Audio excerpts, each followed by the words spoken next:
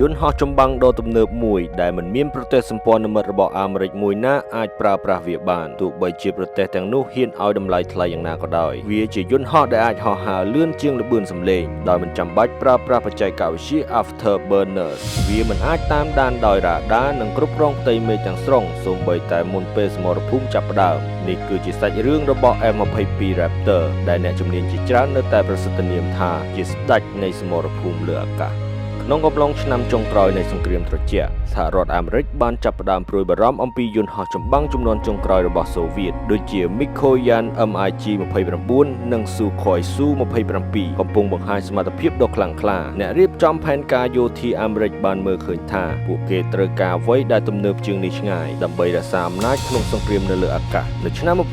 1981កងទ័ពអាកាសអាមេរិកបានចាប់ផ្ដើមកម្មវិធីមួយដែលមានឈ្មោះថា Advanced Tactical Fighter ដែលហៅថាកម្មវិធីយន្តហោះចម្បាំងយុទ្ធសាស្ត្រកម្រិតខ្ពស់គោលដៅគឺសាមញ្ញប៉ុន្តែមានមហិច្ឆតាខ្ពស់ក្នុងការបង្កើតយន្តហោះចម្បាំងដែលអាចគ្រប់គ្រងផ្ទៃមេឃបានរាប់ទសវត្សរ៍បន្ទាប់ពីការអភិវឌ្ឍអស់រយៈពេលជាច្រើនឆ្នាំការរចនារបស់ក្រុមហ៊ុន Lockheed Martin ក្រោមការជួយជ្រោមជ្រែងពី Boeing ត្រូវបានជ្រើសរើសយកមកប្រើប្រាស់ហើយនោះគឺយន្តហោះ F-22 Raptor អ្វីដែលធ្វើឲ្យ F-22 ពិសេសគឺការរួមបញ្ចូលគ្នានៃបច្ចេកវិទ្យាជាច្រើនទី1គឺសមត្ថភាពបំបាំងកាយរូបរាងនិងវត្ថុធាតុដើមពិសេសដែលស្រូបរលកសញ្ញារ៉ាដាធ្វើឲ្យវាពិបាកខ្លាំងសម្រាប់សត្រូវក្នុងការចាប់សញ្ញាទី2គឺសមត្ថភាពហោះបានលឿន Super Cruise យន្តហោះចម្បាំងភាគច្រើនត្រូវប្រើ Afterburners ដែលវាស៊ីប្រេងយ៉ាងច្រើនប៉ុន្តែ F-22 អាចហោះក្នុងល្បឿនលឿនជាងសំឡេងបានដោយមិនចាំបាច់ប្រើ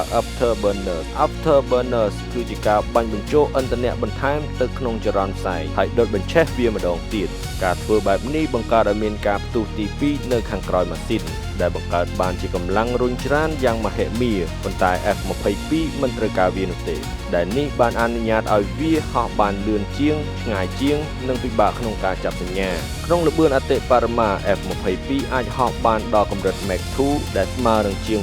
2400 គីឡូម៉ែត្រក្នុង1ម៉ោង F-22 ត្រូវបានរចនាឡើងជាចម្បងសម្រាប់អានុភាពនៅលើអាកាសដែលមានន័យថាបេសកកម្មចម្បងរបស់វាគឺកម្ចាត់យន្តហោះរបស់សត្រូវវាផ្ទុកអាវុធនៅខាងក្នុងតួរបស់យន្តហោះដើម្បីរក្សាសមត្ថភាពបំបាំងកាយគ្រាប់មីស៊ីលសំខាន់ៗរបស់វារួមមាន M120 AMRAAM សម្រាប់ការប្រយុទ្ធពីចម្ងាយ M9 Sidewinder សម្រាប់ការប្រយុទ្ធគ្នានៅចម្ងាយគៀកវាក៏មានបំពាក់កាណុង M61A2 Vulcan ទំហំ 20 មីលីម៉ែត្រដែលអាចបាញ់បានរាប់ពាន់គ្រាប់ក្នុង1នាទីដោយរួមបញ្ចូលជាមួយរ៉ាដានិងឧបករណ៍ចាប់សញ្ញាដ៏ទំនើប F-22 អាចរកឃើញតាមដាននិងវាយប្រហារសត្រូវមុនពេលដែលពួកគេដឹងថាមានវត្តមានវានៅទីនោះការបង្កើតយន្តហោះដ៏ទំនើបបែបនេះត្រូវចំណាយដើមទុនយ៉ាងមហាសាល F-22 មួយគ្រឿងមានតម្លៃប្រហែល$150លានសូម្បីតែការហោះហើរក៏មានតម្លៃថ្លៃដែរការដំណើរការយន្តហោះនេះអាចចំណាយប្រាក់ជាង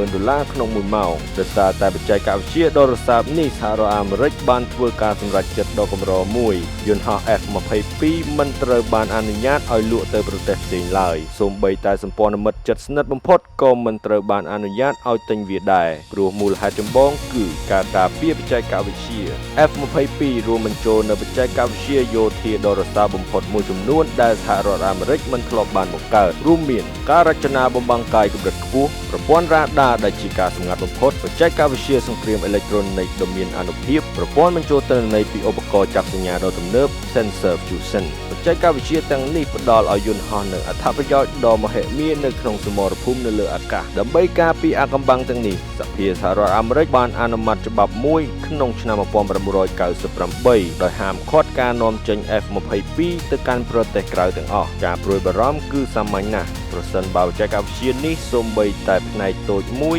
ត្រូវបានគេចាប់បានចម្លងតាមឬបែកធ្លាយវានឹងជួយឲ្យប្រទេសគូប្រជែងអាចបង្កើតយន្តហោះដែលមានសមត្ថភាពប្រហាក់ប្រហែលគ្នាបានផ្ទុយទៅវិញសហរដ្ឋអាមេរិកបានបង្កើតយន្តហោះចម្បាំងបំបាំងកាយមួយផ្សេងទៀតសម្រាប់លក់ឲ្យសម្ព័ន្ធមិត្តនោះគឺ Lockheed Martin F-35 Lightning II ទោះបីជា F-35 មានភាពទំនើបខ្លាំងក៏ដោយក៏ F-22 នៅតែជាយន្តហោះផ្ដាច់មុខសម្រាប់តែកងទ័ពអាកាសរបស់សហរដ្ឋអាមេរិកតែប៉ុណ្ណោះទោះបីជាវាជាយន្តហោះចម្បាំងដ៏ទំនើបបំផុតមួយដែលមិនធ្លាប់មានក៏ដោយក៏ F-22 មានអាយុកាលផលិតកម្មខ្លីគួរឲ្យកត់សម្គាល់មានតែយន្តហោះចំនួន187គ្រឿងប៉ុណ្ណោះដែលត្រូវបានផលិតសម្រាប់ប្រើប្រាស់ ការផលិតត្រូវបានបញ្ឈប់នៅឆ្នាំ